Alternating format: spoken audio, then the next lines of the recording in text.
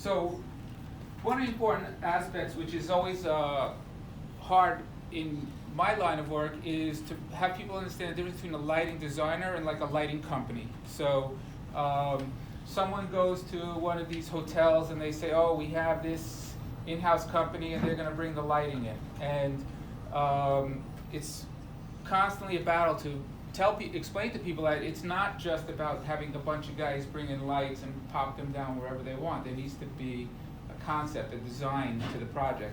And it's like the saying, it's not the turning of the screws, knowing which screw to turn, okay? So when you do a project, it could be the littlest thing, and all you have to do is adjust the light a certain way, and it affects the whole project.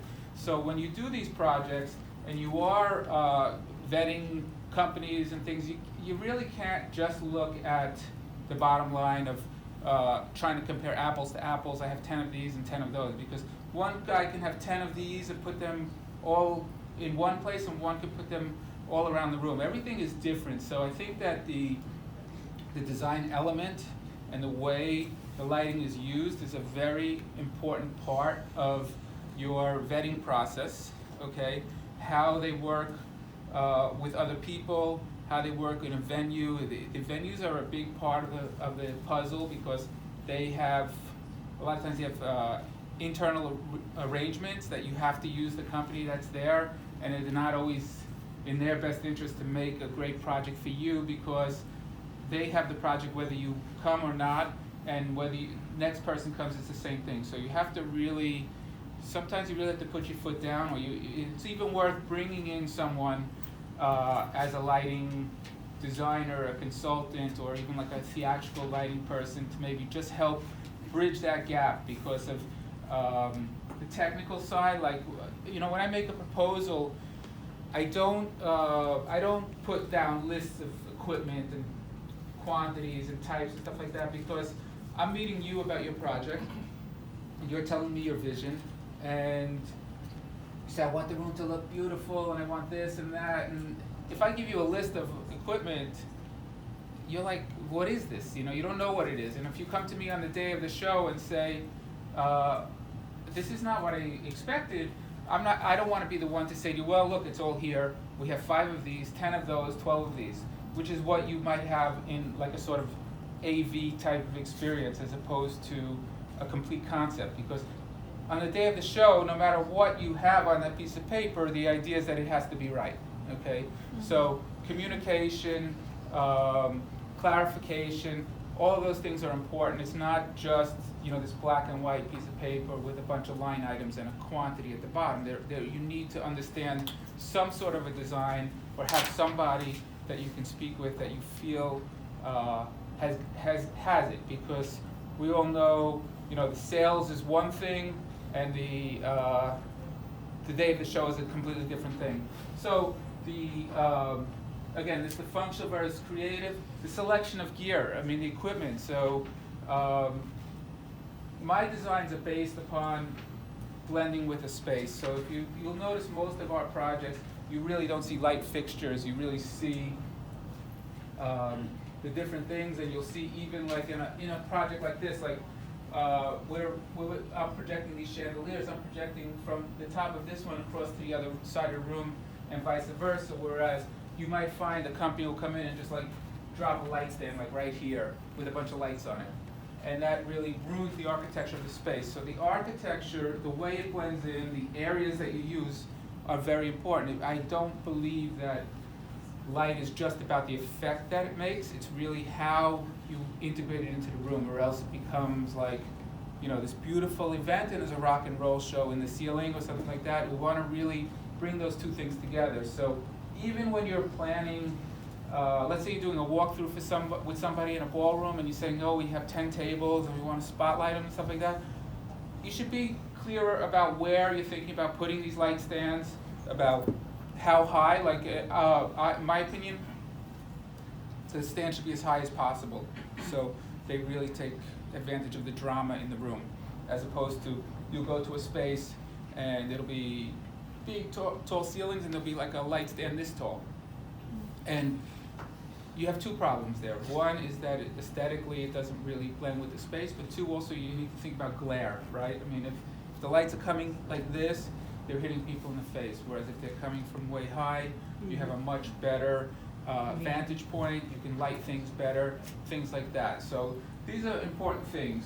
The technicians in the show call, like, think about how many times you've walked into a room and when people first walk in, it's beautiful, but somebody needs to monitor the room the whole night, because as a dinner gets more comfortable and more moody, you know, you want to bring the lights down, you want to talk to the crowd with the lighting. So a lot of the problems that people have is that when you walk in, usually you want to keep it a little bit bright so people can see their places and things like that.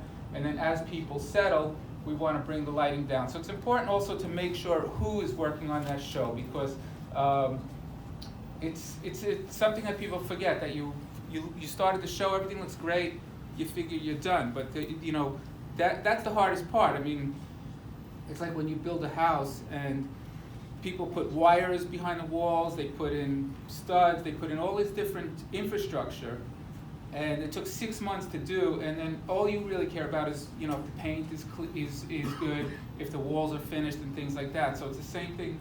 You can spend a lot of time planning and doing and stuff like that, but the actual running of the show is a really important part of the project. And now a lot of projects are really based upon experience, so it's a complete experience. So when people come into a space, from the time they come in to the time they leave, it's all about controlling them and what you want them to see and what you want them to feel. So this is an example of a project that I did with Preston where it really shows how important it is to bring somebody in early in the phase, okay? Because we integrated all the lighting. There's no, you don't see any cables, you don't see any fixtures, any stands, anything like that. This was a tent wedding that we did together, and we have a technique of suspending all the cabling and stuff above the fabric, and then bringing in the lighting to be exactly the same angle as the fabric, and as well as around the perimeter. So you'll see here, like in the perimeter, and in most of the projects I do, I don't like to use those spots of light every 10 feet. You know, it looks like stripes in a space, okay? So whenever possible, I like to work with a very even type of light source, because it adds to the architecture of the space. It gives it a much different feel, because you know, today everything gets commoditized, so you have to try to find ways that make your projects look different than other people's projects. So having a different approach to light is an important aspect. What did you use to light up the wall at the base? This is called a wall washer. Wall okay? wash. So you put them side by side Side together. by side. It's a linear light. Yeah, yeah. And it goes, so this project, again, we went without color, okay? The client was very specific about, they wanted a very natural look. And this is one project where we didn't use, there's no LED in this project. No LED. Yeah. So one of the things you're gonna come across now is the pluses and minuses of LED, okay? And how you understand that, okay? So the LED, I think, has so many pluses that in most cases, it's worth to figure out a way to work around the minuses, okay? But you wanna know that, okay? So the LED obviously gives you that flexibility. You can pick the color on site. You have less power, less intrusion on the space in a certain way, and then you have a lot of wireless LED. But at the same time, in most cases, you can't get certain colors that people really want, which is like this sort of warm, natural white, which is normally you get that like very sort of orangey amber color, Yeah. or